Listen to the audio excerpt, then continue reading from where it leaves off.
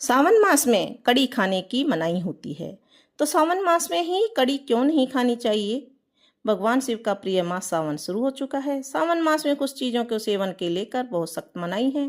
धर्मशास्त्रों में सावन मास में दही से संबंधित चीजें जैसे कड़ी, रायता आदि चीजों का सेवन भी वर्जित माना गया है। सावन मास में इन चीजों का सेवन करना कई बीमारियों को दावत देता है।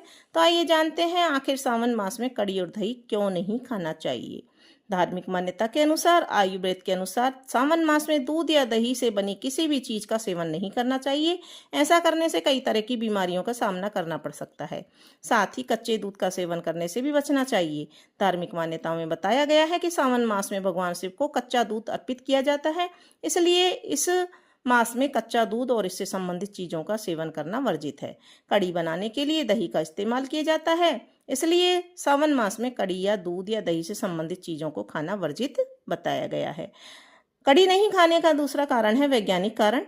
सावन मास में कड़ी, दूध, दही से संबंधित चीजों को खाने से स्वास्थ्य पर नकारात्मक प्रभाव पड़ता है। इन चीजों का सेवन करने से पाचन तंत्र पर इसका बुरा असर पड़ता है।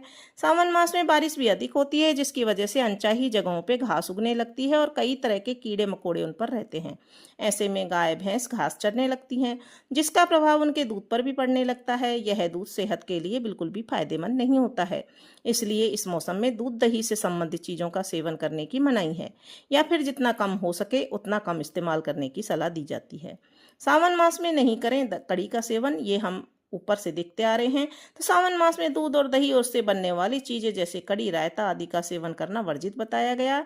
इसका नकारात्मक प्रभाव स्वास्थ्य पर पड़ता है। कड़ी के सेवन से पाचन तंत्र पर इसका बुरा प्रभाव पड़ता है, क्योंकि दही में एसिड वात होने से कई तरह की परेशानियां बनी रहती हैं। आयुर्वेद के अनुसार सावन मास में पाचन क्रिया धीमी रहती है। ऐसे में कड़ी व दही का पाचन करने में परेशानी हो सकती है और साथ ही वात की समस्या भी बनी रहती है। इसलिए हमें सावन मास में कड़ी को अवॉइड करना चाहिए, यानी कि कड़ी का सेवन नहीं करना चाहिए।